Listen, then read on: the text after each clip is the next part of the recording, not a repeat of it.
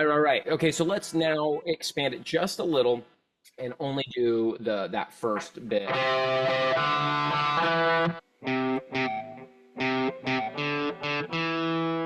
Yes, cool. Okay, so now I want to help you kind of get to that next level and really smoothly connect those notes. So let's only play the first three notes and then stop. Oh, That's it. yeah. That's it. Yeah, do that again. Yeah, and let's make sure that those first two notes smoothly ring together. Because I hear almost a stop, Oh, but okay. like when you're getting ready to hit again, it's almost like you're muting the string in preparation to hit it again. Yeah, yeah, do that again. Perfect. That's flawless. Now do only 3 3 0 0. Yep, again. Still those first two notes. I kind of hear this Mm. slight break. I want no separation between those. That's it. That's it right there. Perfect. So now, nice, nice. That's really good. Again.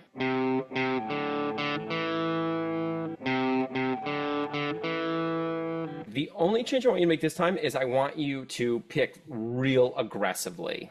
You're instead of I want to hear.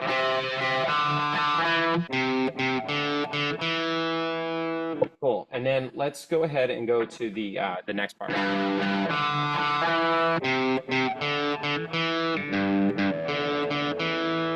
Yes, yes, yes, yes. So I think a big part of this is just going to be the repetition. The more you do that, the more those notes will start to connect themselves. And I don't know if you can hear it right now while you're doing it, but I think you'll hear it back in the recording. Is the difference between and I'm kind of exaggerating, but Mm. yours has just those little separations in Yeah. between. And I think just over time those will smooth themselves out. Let's go ahead and try playing the whole riff at a slow, relaxed speed. Okay.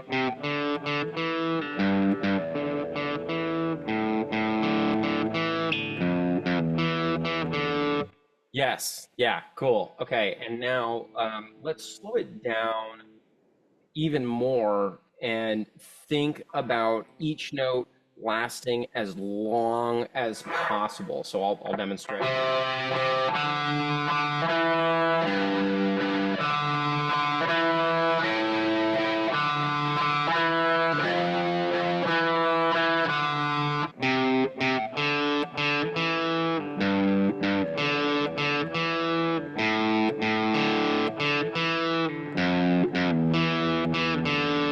That's it. That's it. That was perfect. Yeah. You did exactly what I asked. And now,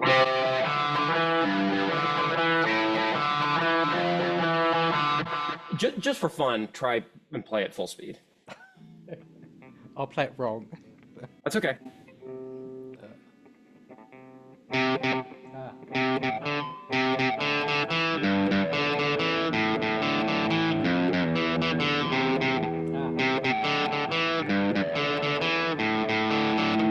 ah, I did it wrong.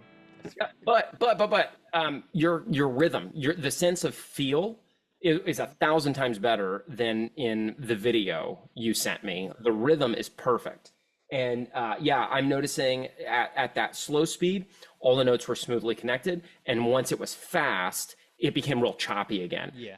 So now that tells us exactly what we need to know, which is just continue playing it at that slow speed, focusing on those notes being smoothly connected. When I'm trying to work on speeding something up, I'll usually play it like 9 times in a row, slow and perfect. And then I'll do one where I just go for it. And then as it gets better, then I'll do like a 3 to 4, a 3 to 1 ratio where I'll play it 3 times slow and then once fast. Okay. the majority of your time, we want that kind of 80-20 principle. Roughly about 80% of your time, you should be playing slow and relaxed, and maybe about 20% of your time just kind of going for it. Okay. Let's talk about the chorus, because we talked about it a little bit last week, but we didn't do it in the video you sent me. So you've got that, no problem. But I remember you saying you were struggling with the chorus on that bit, right? Yes. Okay. I can't do that bit. So give me just that C5 chord. This one? Yep. And just do down and up over and over for me. See, that's the problem. If I try and just do down and up, I'll automatically go down, down, up, down, up. I don't know why. Okay, well, here's what's interesting is that down, down, up, down, up, you are, with your strumming hand, literally just doing down, up over and over again. You're just choosing where to miss versus hit, right? So like if I do down, down, up, down, up, but don't hit any of the strings, down, down, up, down, up, down, down, up, down, up. If someone just was to see that, literally my hand is just going down and up the whole time, right? So try playing the down, down, up, down, up, but just don't miss any of the strings. Sounds easier than it is. I know.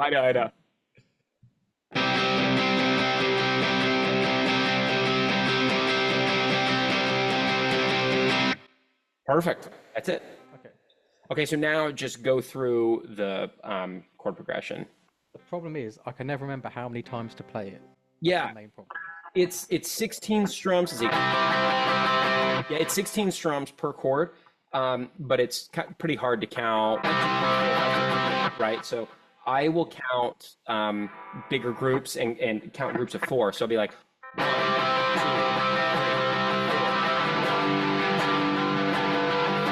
4. So consider each group of 4 a count of 1. So let's do it just with the C5. Just go 1, 2, 3, 4.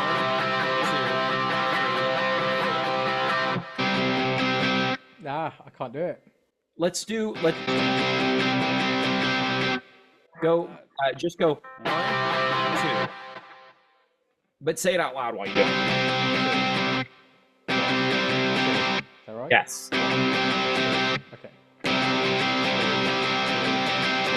Is that right? That's it. That's perfect. Ah. Is that right? Yep. Doesn't sound right. It is. It is right. Okay. And now stay on that chord and just keep doing 1, 2, 3, 4 over and over and over.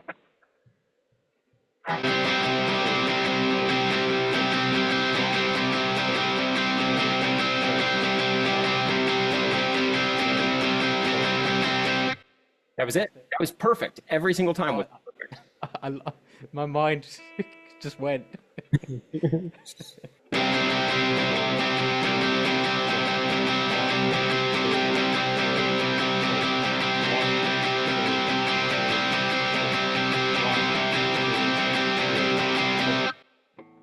Great. Yeah. Okay. Really nice. How did that feel? As it goes on, I get less and less confident as it goes. Yeah, yeah. And I think we briefly talked about it last week where your goal is like, okay, if I can just get through this strum pattern one time, cool, that's progress.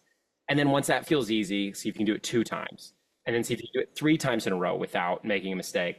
And then generally what I find with students is once you can do something 4 times in a row, and that feels pretty easy, that usually is the launching pad to like, oh, I can just do this over and over kind of forever.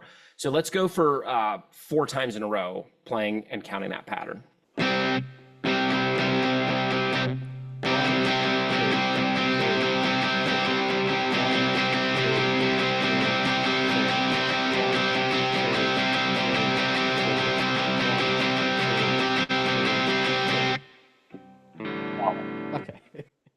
Did you feel pretty confident all the way through that?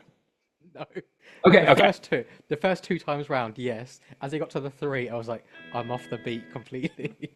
Yeah, yeah. So then I think what I would do is, as part of your practicing, is set aside about 5 minutes of your practicing only to do that. just going through groups of 4, staying on that one chord. As you begin to feel more confident with it, then start working on the chord changes. So let's try that now. Let's go ahead and go from the C to the G. And then does that make sense when I say C5 to G5? Yeah. Okay, cool. So let's go.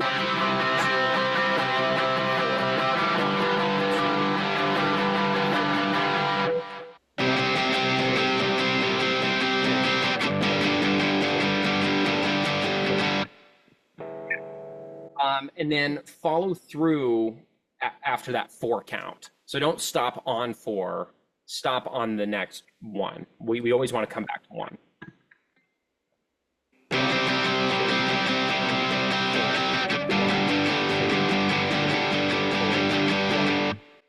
Flawless. Okay, so now let's go from the 2nd chord to the 3rd chord only, so the G to the A.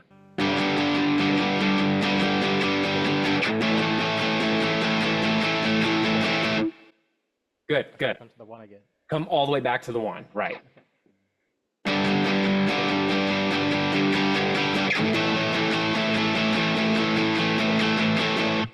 Perfect, perfect. Now let's go from that A down to the F.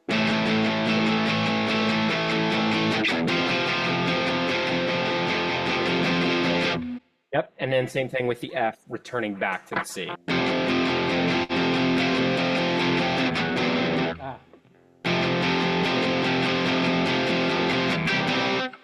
Yep, yep.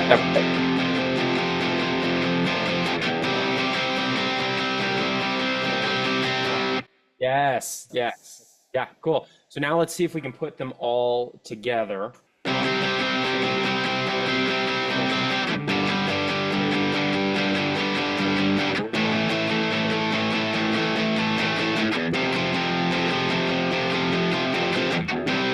Yes, that was it. Okay. Perfect. Cool. The only other bit of that, which I don't want to focus on right now, because it's really important that we only focus on one element at a time. But for later, well, and I know we talked a little bit about this last week, the transitions between the chords, getting those really smooth. The one thing you're doing really well is with your strumming hand, it's never stopping. And I see that a lot with students is they get to the end of a chord, and right when they're getting ready to transition, they stop strumming, and then they start again. You are continuously getting that strumming hand to flow. So that is half the battle right there. And then maybe next week, within the next couple of weeks, we'll probably return to focusing on getting the transition super smooth. But right now, just focus on getting confident with the strumming and the counting, which sounded really great, by the way.